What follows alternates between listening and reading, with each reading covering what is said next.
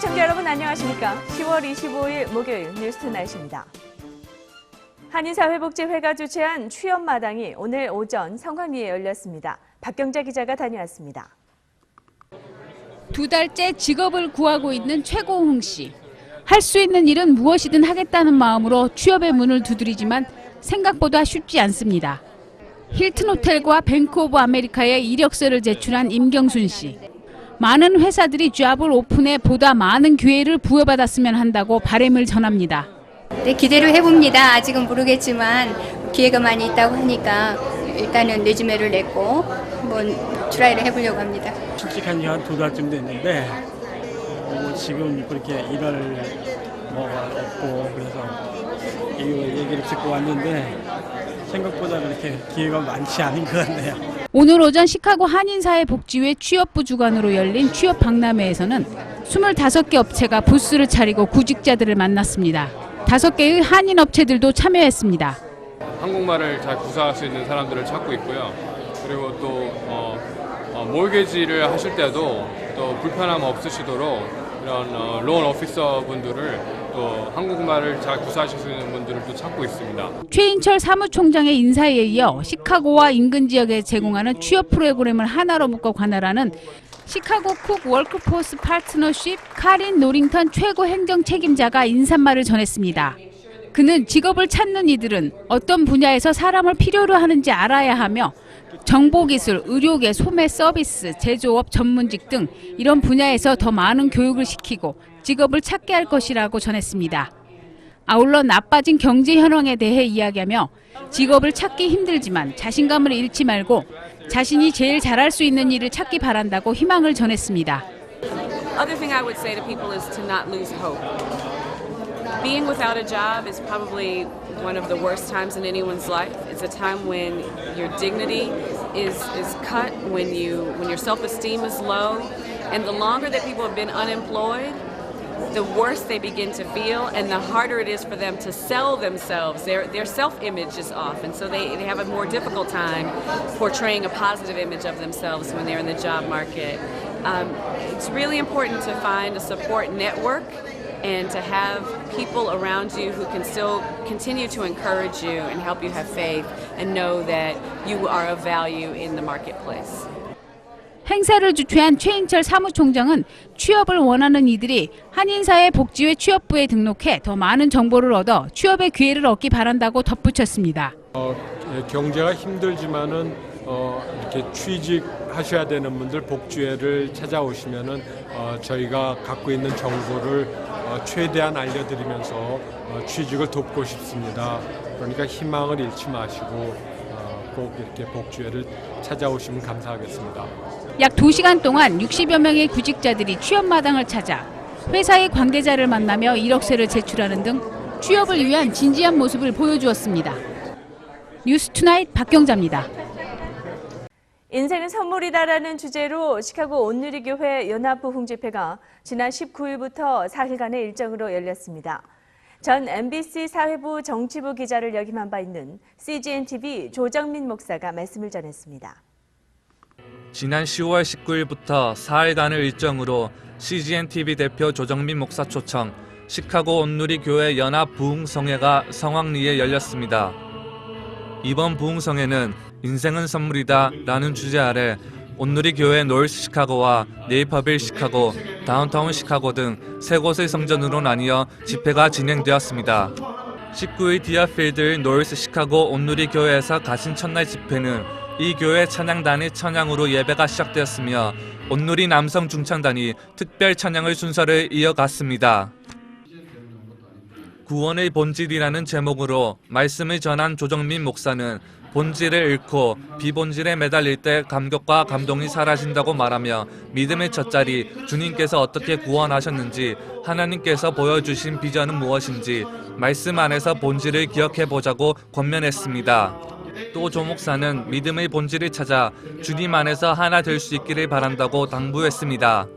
우리가 믿음의 첫자리, 주님께서 우리를 어떻게 구원하셨는지, 또 우리가 어떤 믿음을 부어주셨는지, 또 하나님께서 우리에게 부어주신 비전은 무엇인지 말씀 안에서 그 본질을 다시 한번 기억해 보고자 합니다. 그 본질로 돌아간다면 저희들 하나 될 거예요. 서로 사랑할 거예요. 그리고 이 세상에 충격을 주게 될 것입니다. 정말 본질로 돌아가는 그런 신앙의 모습이 되기를 바랍니다.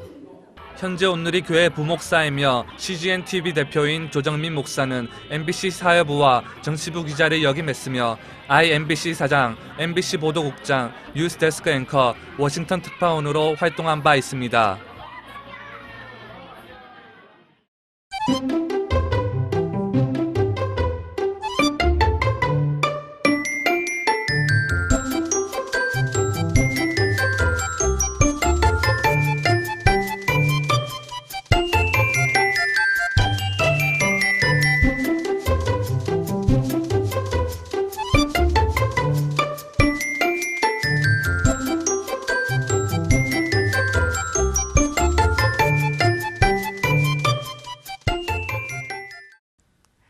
영국에 이어 미국 연구진이 남녀 3명의 DNA를 가진 인간 배아를 만들어냈습니다. 이 같은 부모 3명 인간 배아는 수년 전 영국에서 처음 만들어졌을 때 큰 윤리적 논란을 일으킨 바 있어 유사한 논란이 미국에서도 뒤따를 것으로 보입니다. 24일 학술지 네이처 온라인판에 따르면 미 오리건 보건과학대학 연구진은 남성 1명과 여성 2명의 DNA를 가진 초기 배아 13개를 만들어냈습니다. 이 배아는 제3의 여성이 기증한 난자에서 핵 부분을 제거한 뒤 부모의 정자와 난자가 수정된 배아에서 정자와 난자의 핵 부분만 빼내서 기증받은 난자에 이식한 것입니다. 이 기술은 어머니의 난자 핵 바깥에 존재하는 미토콘드리아에 결함이 있는 경우 이를 제3의 여성의 건강한 미토콘드리아로 대체하는 것이 목적인데 인간의 특징을 결정하는 유전 정보는 세포 핵에만 존재하며 미토콘드리아에는 이런 정보가 없습니다. 따라서 이렇게 만들어진 배아는 부모의 유전 정보만을 물려받게 되며 배아의 전체 유전자 중 제3의 여성 DNA가 차지하는 비중은 1%가 안 됩니다. 인간 태아는 약 5,000명 중 1명꼴로 미토콘드리아 유전자 결함으로 인한 심장병, 간질, 시력 상실 등 다양한 선천성 질환을 갖고 있으나 이 기술이 실용화되면 이러한 질환을 예방할 수 있습니다. 지난 2008년 영국 뉴캐슬 대학 연구진은 이 기술을 세계 최초로 구현해 안정성과 생명윤리에 대한 논란을 일으켰으며 영국 보건부는 최근 추가 실험의 허가 여부를 놓고 여론을 취합하는 등 논의를 시작했습니다. 이와 관련해 오리건 보건과학대학 연구진은 현재로서는 이렇게 만든 배아를 인간 태아로 성장시킬 계획이 없다고 밝혔습니다. 또 같은 기술로 지난 2009년 출생시킨 원숭이 4마리가 지금까지 건강하다고 덧붙였습니다. 오리건 보건과학대학 연구진은 이 기술로 만들어진 배아를 여성 자궁에 착상시키는 실험을 미 연방정부가 승인하기를 기대한다고 밝혀 앞으로 미국에서도 추가 실험 허가를 둘러싼 논란이 일어날 것으로 전망됩니다. 미국 프로야구 MLB 워싱턴 내셔널스의 데이비 존슨 감독이 MLB 감독이 뽑은 올해의 지도자에 선정됐습니다. 리그별로 총 17명의 MLB 감독이 참여한 이번 투표에서 존슨 감독이 내셔널리그 8표 가운데 4표를 받아 1위에 올랐다고 미국 스포츠 주간지 스포팅 뉴스가 25일 전했습니다. 1986년 뉴욕 매치를 월드시리즈 우승으로 이끌었던 명장 존슨 감독은 올해 스프링 캠프에서부터 팀이 포스트 시즌에 진출하지 못할 경우 옷을 벗겠다고 공언해왔습니다. 팀이 몬트리올 엑스포스 시절이던 1981년 딱 한 번 포스트 시즌에 진출한 이후 2005년 워싱턴 DC로 연고지를 이전하고 나서도 계속 하위권을 맴돌았기 때문입니다.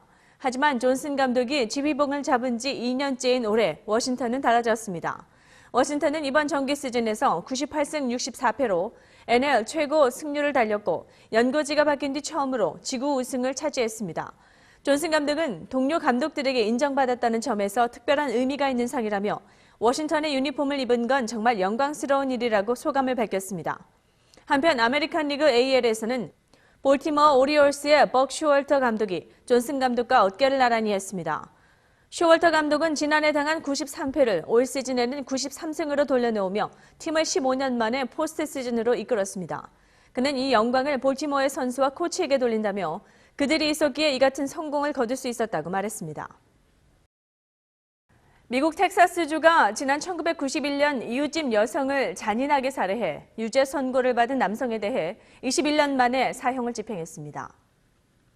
텍사스 법무부는 24일 지난 1991년 10월 20일 새벽 이웃집에 살던 미셸 웬디 하우프트를 얼음 깨는 송곳으로 18차례 찌르고 끈으로 목 졸라 살해한 바비 리 하인스에 대해 사형을 집행했다고 밝혔습니다. 사법당국은 이날 오후 하인스에게 치사 주사를 투여했고 12분 후인 6시 28분께 사망 진단을 내렸다고 확인했습니다. 사건 당시 19세였던 하인스는 절도로 보호 관찰을 받던 도중 하우프트를 살해했고 이듬해 3월 유죄 선고를 받았습니다. 하인스는 마지막 순간 자신의 잘못을 뉘우치고 옳지 못한 일을 저질렀다는 것을 안다며 되돌릴 수 있다면 좋겠다고 말한 것으로 알려졌습니다. 사형 집행을 현장에서 지켜본 피해자의 아버지 해롤드 하우프트는 그러나 사형 집행이 오래 걸렸다는 데 대해 불편한 마음을 감추지 않았습니다. 그는 하인스가 죄값을 치렀다는 것은 환영할 만한 일이지만 사형을 집행하는 데 21년이나 걸렸고 그동안 세금이 낭비되었다며 하인스는 마치 잠들듯이 숨졌고 내 딸이 당한 만큼의 고통은 당하지 않았다고 분노했습니다. 또 딸을 잃은 아픔은 마치 허리 통증처럼 절대 사라지지 않는다고 호소했습니다. 하인스의 사형은 당초 2003년 집행될 예정이었지만 정신적 장애를 앓고 있어 사형 선고를 받기에 적절하지 않다는 주장이 제기돼 한 차례 연기됐으며 이후에도 DNA 테스트 등을 위해 여러 차례 연기됐습니다.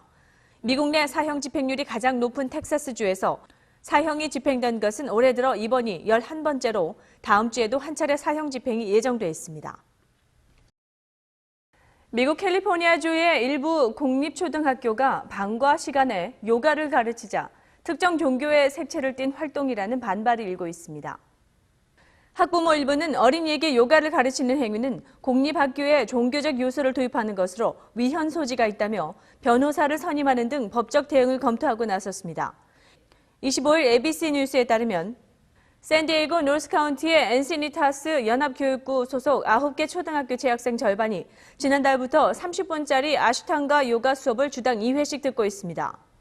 앞서 이달 9일 이 지역 학부모 60여 명은 변호사와 함께 교육위원회에 문제를 제기했으며 위원회는 해당 프로그램에 대한 지원금이 학생과 학부모의 종교 자유를 침해하는지 검토에 나설 예정입니다. 학부모들의 주장은 아슈탕가는 힌두교적 함의를 띤 요가 수련법이기 때문에 문제가 된다는 것입니다. 이들이 고용한 딘 브로이스 변호사는 ABC 뉴스와의 인터뷰에서 아슈탕가 요가에서 취하는 동작과 자세는 힌두교 신에 대한 숭배와 기도의 형태로 여겨진다며 영적이고 종교적인 의미가 뒤에 깔려 있다고 말했습니다. 강습에서 영적인 색채를 지웠다는 반론도 있지만 어린이들은 학교 안에서 결국 힌두교적 사고방식과 믿음에 노출되고 있는 셈이라고 그는 주장했습니다. 브로이스 변호사는 아슈탕가, 즉 8개의 다리가 달린 신을 그린 포스터가 벽에 붙어 있었다며 본질적으로는 아슈탕가 요가를 통해 힌두교를 가르치는 것이라고 비판했습니다. 이들은 요가 수업의 배경에 대해서도 의구심을 제기하고 있습니다. 이번 수업은 전 세계적으로 아슈탕가 요가를 전파하고 있는 비영리 단체 조이스 재단의 지원금 53만 3천 달러를 바탕으로 진행됐습니다. 강사들은 모두 조이스 재단에서 훈련 및 인증을 받았습니다. 현대식 요가의 대부인 파타비 조이스의 헌신적 추종자로 알려진 억만장자 헤지펀드 투자가 폴 튜더 존스 부부가 재단 설립에 기여했으며 이번 프로그램에도 돈을 댔다고 브로이스 변호사는 지적했습니다. 또 톰 베어드 교육감이 학부모들에게 보낸 서한에 따르면 버지니아 대학과 샌디에고 대학은 해당 프로그램을 통해 아슈탕가 요가의 효과를 연구할 예정이라고 합니다. 브로이스 변호사는 아이들이 실험용 기니피그로 사용되고 있다고 생각한다며 우리가 학교에서 기독교식 찬양법을 가르친다면 지역사회에서는 격렬한 항의가 일 것이라고 강조했습니다.